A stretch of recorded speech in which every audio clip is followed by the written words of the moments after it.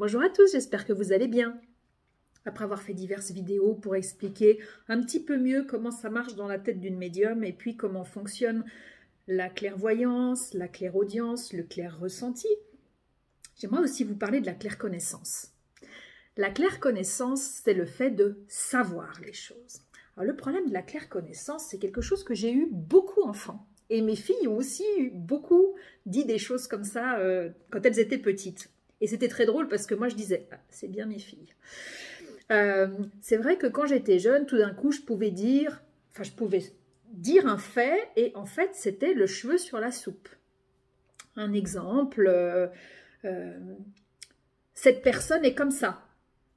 Ça vient de nulle part. C'est à l'envers de toute possibilité de ce que voient les gens. C'est une personnalité qui n'a rien à voir avec ce que vous venez de dire. Mais c'est comme ça, c'est un fait. C'est aussi clair que quand vous avez un nombre inscrit sur votre messagerie qui vous dit combien de messages vous avez reçus. C'est un fait, point. J'ai eu une fois où c'était un peu particulier, où j'étais adulte quand c'est arrivé ça. J'étais chez ma mère en train de manger et puis il y avait son compagnon, ma mère et moi, nous mangions et puis tout d'un coup le téléphone sonne. Ma mère se lève et je dis « Ninette est décédée ». Et je me fais ramasser, ma mère elle part répondre et puis je me fais ramasser par le compagnon de ma mère qui dit « Tu dis pas des choses comme ça, ça se fait pas, c'est pas ça ». Puis on entend ma mère parler puis elle revient et puis elle dit « Ninette est décédée ». C'est des choses, c'est compliqué dans ma vie. Il y a plein de choses que j'ai sues, que j'ai annoncées comme ça. Beaucoup. Je calcule même pas le nombre de choses que j'ai annoncées comme ça. Le problème, c'est quand on vous dit « Pourquoi tu dis ça ?» Vous en savez rien, parce qu'il n'y a aucune autre info. Le machin, il arrive comme poum, vous avez un message. Donc, je dis bêtement ce qui vient de m'arriver dans le cerveau et je vous le donne tout cru. Alors, le problème avec la clairconnaissance, c'est que c'est extrêmement précis. Le problème, c'est que vous n'allez pas pouvoir développer plus. Donc, c'est vrai que ça débarque de nulle part. C'est souvent des informations... c'est comme aller au centre d'une cible. Hein. Je ne peux pas vous le dire autrement. Hein. C'est vraiment là. Mais ça permet d'avancer et de voir les choses vraiment bien. Alors, c'est quelque chose qui est pratique. Mes amis me connaissent. Quand ils me voient dire quelque chose, ils me font « Claudiane, je suis désolée. » Ils me font « Non, non, vas-y, continue. » Je dis « Mais j'ai rien d'autre. Si j'ai juste ça, je te dis ce qui est arrivé, quoi. » Donc c'est assez rigolo parce que eux me connaissent depuis des années. Mes amis sont des gens très très fidèles que j'ai à mes côtés depuis 10, 20, 30, presque 40 ans. Donc c'est vraiment des gens qui m'ont connue telle que je suis, qui s'en fichent royalement de quelle est ma profession et finalement qui m'aiment pour celle que je suis et qui... Voilà, ils se marrent juste quand ils voient que je perçois des choses et puis ils savent très bien quand ils me font « T'as vu un truc ?» Non, non, j'ai rien vu. Ben, ils me connaissent tellement bien qu'ils voient mes yeux changer, mon regard devenir fixe et puis ils savent très bien que j'ai perçu quelque chose. Donc même si je fais semblant d'être normal complètement, lambda, et ben, eux, ils savent qu'il y a eu quelque chose qui s'est montré à ce moment-là. Donc c'est vrai que cette clairconnaissance, c'est quelque chose qui va s'exprimer beaucoup dans l'enfance ou dans l'âge adulte. Et ça peut être des choses très pertinentes. Je vais vous donner peut-être l'élément le plus choquant qu'il y a eu. Et vraiment, ça jaillit de la bouche sans même que mon cerveau... Je vous dis, ça passe pas par le cerveau quand on est connecté. Donc, il m'est arrivé une anecdote assez horrible parce qu'elle m'a valu beaucoup de soucis, en fait. À l'époque, avant d'oser me lancer dans mes dons, j'ai travaillé... dans une assurance. Et puis, il y avait un poste qui avait été ouvert dans un autre service, qui aurait constitué en fait une promotion pour moi. Et puis, j'étais partie en vacances et puis toutes les personnes qui avaient envie de progresser avaient postulé en interne. Et puis, moi, je côtoyais tous les services, ça ne me posait pas de problème. Pour moi, il n'y a pas de gens en dessus ou en dessous. Et puis, j'étais allée discuter au courrier et puis j'arrive de vacances et puis je vois un collègue qui me fait « T'as vu le poste et tout, nous on a tous postulé au courrier et puis toi, est-ce que t'as postulé ?» Et puis, je lui dis non parce que de toute façon, j'ai pas envie, j'avais pas envie et puis non, j'ai pas postulé. Puis il insiste et tout, puis tout d'un coup, jaillit de ma bouche. Vous allez comprendre le malaise. De toute façon, j'ai pas besoin de postuler parce que ce poste, on va me le donner.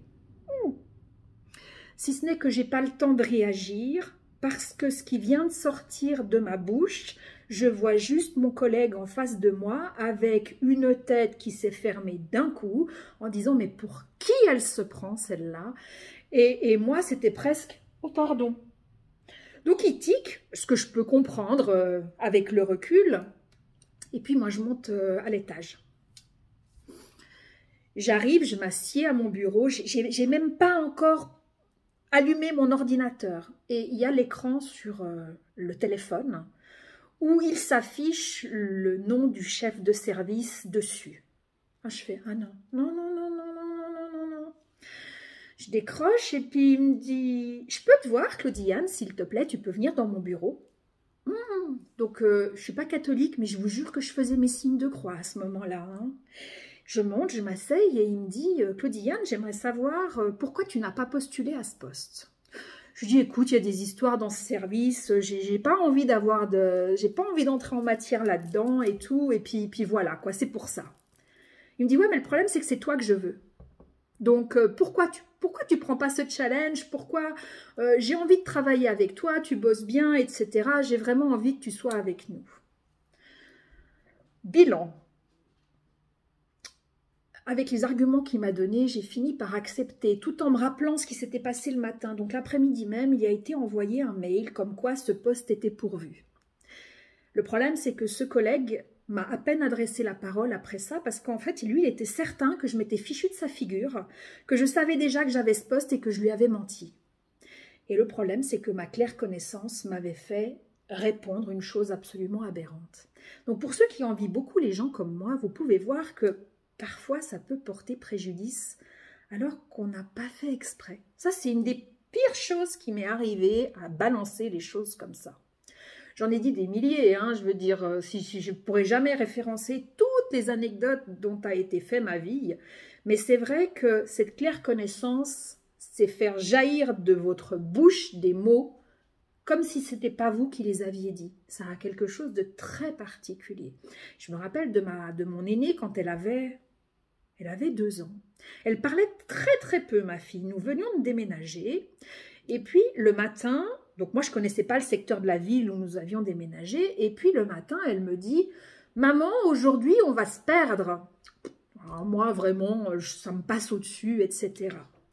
Et puis tout d'un coup, je suis dans mes reins, donc à un giratoire. Et tout d'un coup, elle prend la parole puis elle fait « Maintenant on est perdu. » Ma fille ne lit pas les panneaux, elle ne sait pas où on est. À l'instant même, j'étais dans ce giratoire en train de me demander où je devais passer pour retrouver ma route. Et à cet instant même où elle avait dit les choses, nous étions en effet perdus. Donc voilà, il peut y avoir des choses comme ça. Une autre fois, ma cadette prenait son bain. Elle était encore petite, hein, le moment où moi j'étais juste en train de faire des choses autour et tout. Et puis tout d'un coup, elle me regarde, elle plante ses yeux dans les miens.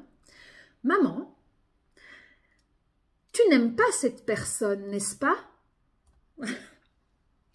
Moi, vous voyez, le mode bonne sœur. « Pourquoi tu dis ça, ma chérie ?» Ce qui était totalement vrai, hein, mais je n'avais jamais rien dit de mon vécu avec cette personne, donc moi, je ferme ma bouche. Et puis, je lui dis « Mais pourquoi tu dis ça, ma chérie ?» Et elle me répond « Parce que je le sais, maman, je sais que tu ne l'aimes pas. » Elle avait un aplomb, ma fille. Ce jour-là, je n'avais pas de doute qu'elles étaient comme moi. Les fois où elles ont fait des choses comme ça, c'était sûr. C'était vraiment mes filles. J'avais pas de doute, hein, je les ai portées de césarienne, je vous jure, pas de doute. Hein. Mais vraiment, dans ces moments-là, j'ai mieux compris. L'avantage, c'est que j'ai pu accompagner mes filles en grandissant. Bien sûr, elles n'en veulent pas de ces dons. Et je peux les comprendre, mon Dieu, parce que Dieu sait qu'à leur âge, j'en voulais pas.